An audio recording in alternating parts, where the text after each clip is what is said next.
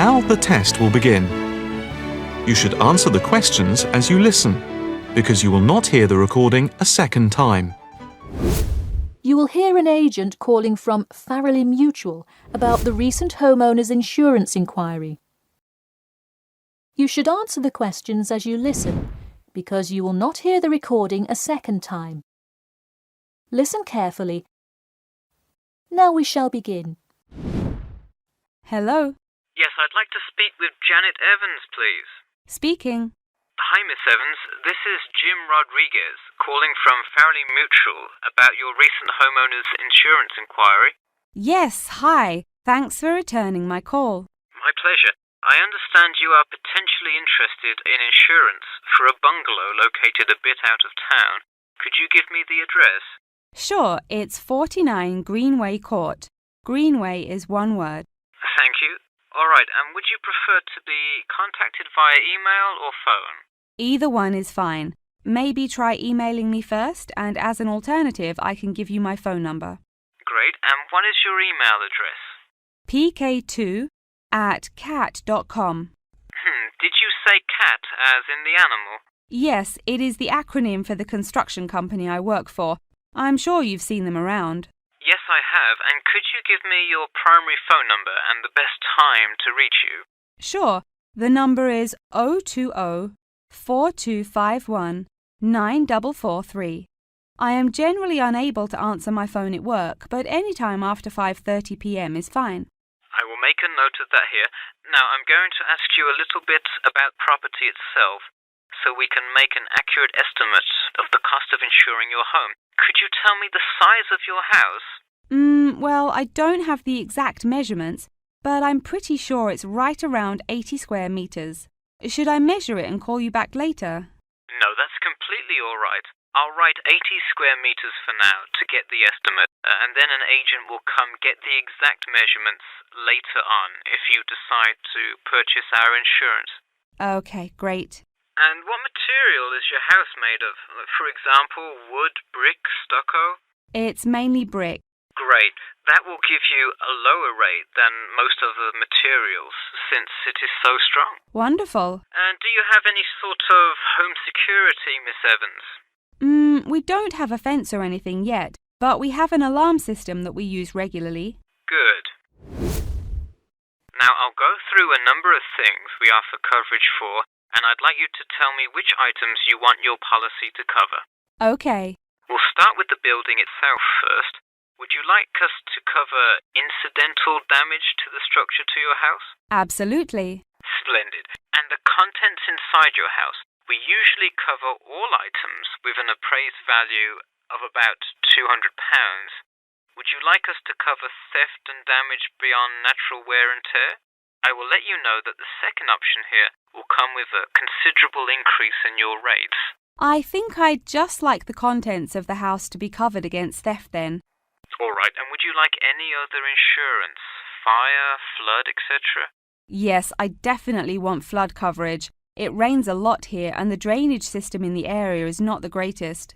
Okay, I am calculating your quotation now. It will just take a second. It looks like your annual insurance rate will be £148.30. Thanks, that seems somewhat reasonable. I would like to take some time to think about it. How long does it take to begin receiving coverage after signing up? It depends on the time of year. It can take anywhere from 2 to 6 weeks. I would say if you sign up by July the 1st, you could start your coverage by August the 1st. I see. Okay, thanks for your help. Should I call you back at this number when I have made my decision? Yes, please. And so that we can look up your account faster, I'll give you a reference number that you should provide when calling. Ready? Yep. It's TR278Q. Got it. Thanks. Thank you, and have a nice day.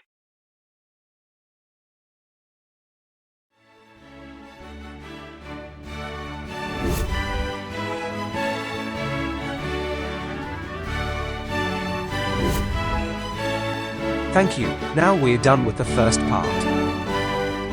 Moving on to the second section.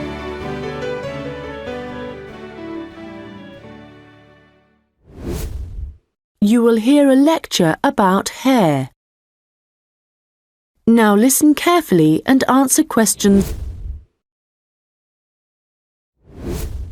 Good morning, and welcome to this lecture on hair, which is a part of the human biology course. This lecture covers a number of facts about hair, its structure, and what can affect the general health of hair. So, first of all, what is hair and why do we have it? If we look back at our ancestors, we'll see that they had a lot more hair on their bodies than we do now. And there are, or were, two main reasons for having hair. One is to provide warmth, but as humans have worn clothes for many years, body hair has significantly reduced. The other is for protection. And again, this isn't as significant as it was once. But hair does still benefit areas of the body, such as the head and around the eyes. Now, hair, whatever it is for and wherever it is on the human body, is composed mainly of a protein called keratin. This, by the way, is also found in fingernails. In fact, it's keratin which makes them flexible, and without it, they would be very rigid. Another interesting fact about hair is that it is very strong as iron, in fact. One single strand can support a weight of up to 100 grams.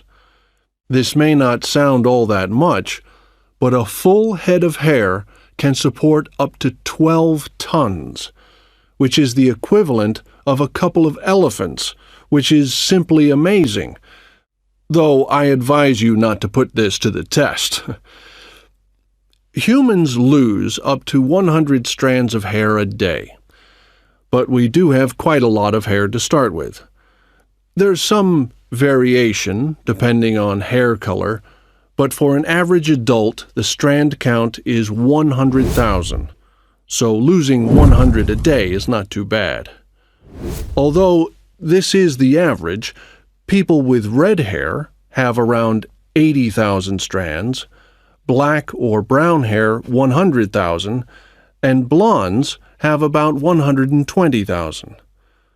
So, hair used to be important for the reasons I mentioned earlier, but nowadays I'd say the main importance of hair is the fact that it is big business. Apart from the money involved in hair cutting, shaving, trimming, etc., a fortune is spent just on hair products. In the UK alone, consumers spend over £5 billion each year on these.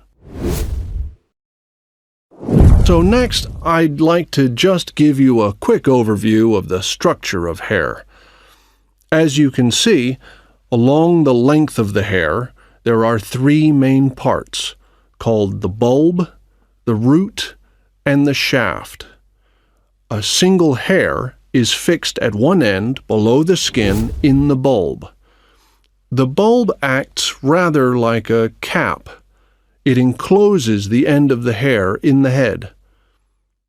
The next part of the hair is the root, and this is the part of the hair which lies just beneath the skin, and, in terms of hair production, is the most important.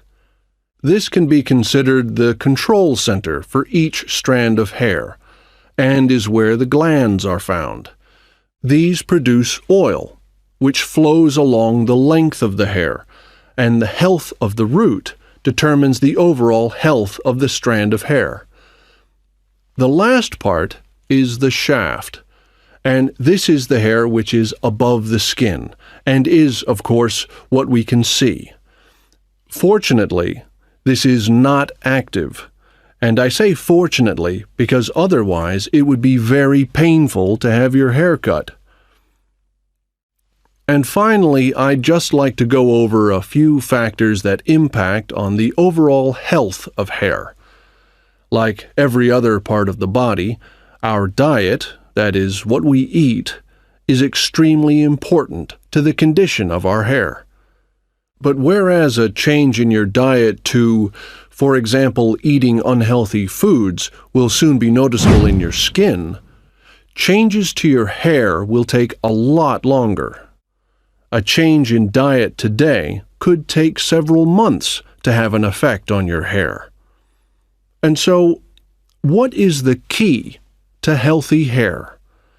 Well, eating a balanced diet is the most important thing. There are a number of vitamins that are vital for good hair health. The main ones being vitamins C, D, and E. And in a balanced diet, all these vitamins should be readily available. If you need a boost of vitamin C, for example, one of the best things to eat are blueberries.